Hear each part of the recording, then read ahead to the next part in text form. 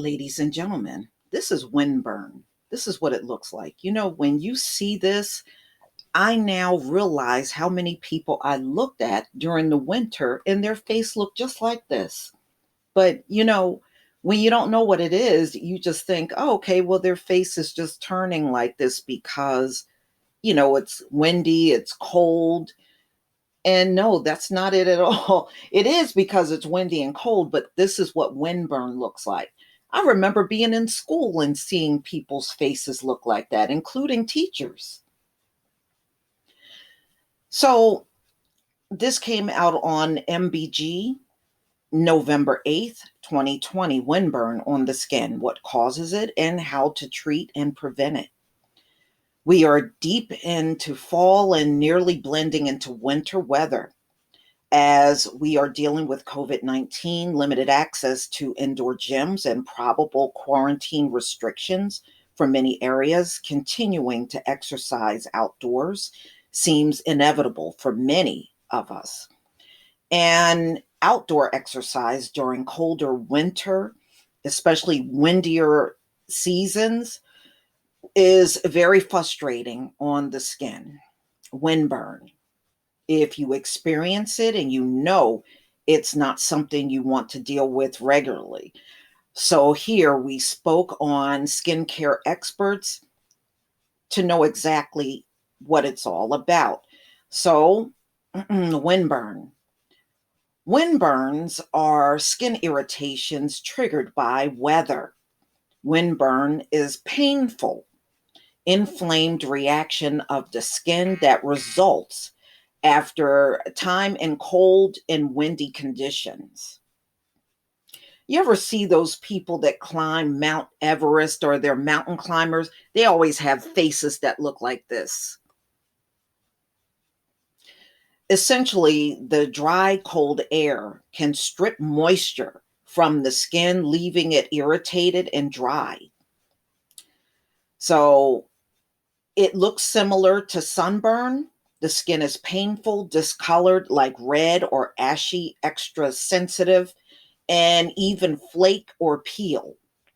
When the weather is dry, your skin is more susceptible to water loss, skin phenomena where water in the skin literally evaporates out into the air around you. Wow, I don't think I've ever experienced that. I'm serious, y'all. I've never had a sunburn. So if I didn't have a sunburn, I shouldn't get a windburn. This occurs when the combination of wind, low humidity, and low temperature damages the skin barrier. This weakens the skin ability to protect itself, leading to red, dry, scaly skin. Hadley also adds the windburn isn't just the issue. You are likely to feel it as well. It may feel warm and sensitive, and it may sting or burn. Finally, there's another issue that may exacerbate the windburns. It is more aggressive cousin sunburn. Often sun exposure is also a trigger since people don't realize that UV radiation penetrates clouds and can cause sunburn, even in cold temperatures. So essentially, people can get sunburns year round. So it's not a summer or spring thing, it's year round. So, wow. So they're saying the sunburn is a cousin to the windburn.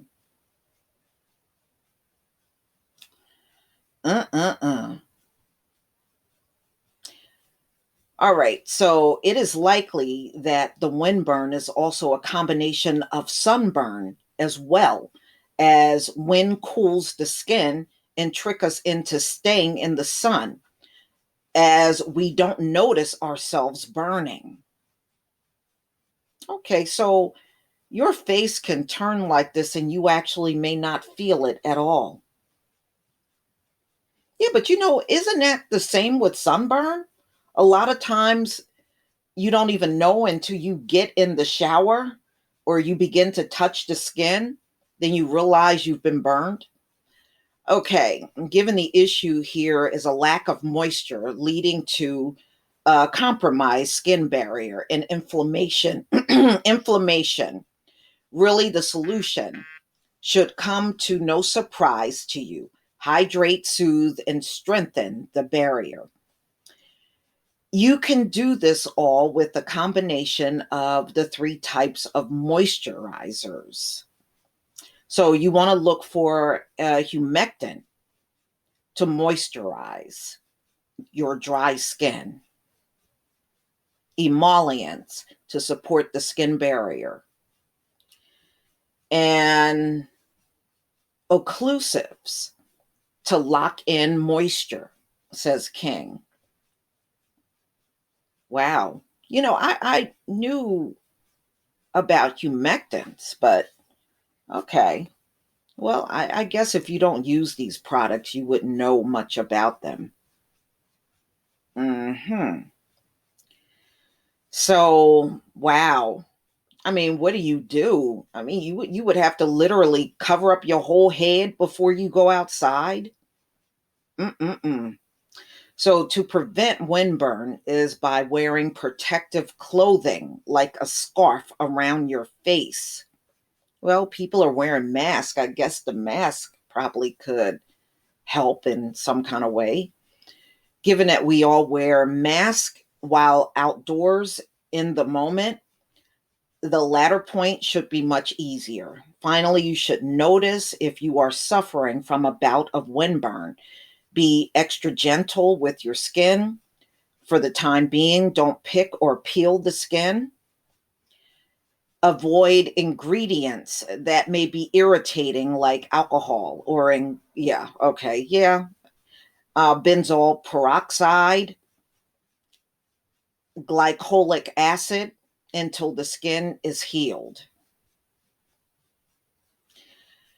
As indoor workouts and gyms become less likely a reality this fall and winter, there is, a decent chance we will see an uptick in windburns and skin irritations. Wow. If you find yourself running out in dry, cold climates, be mindful of how you can physically protect your skin and how to tend to it afterwards.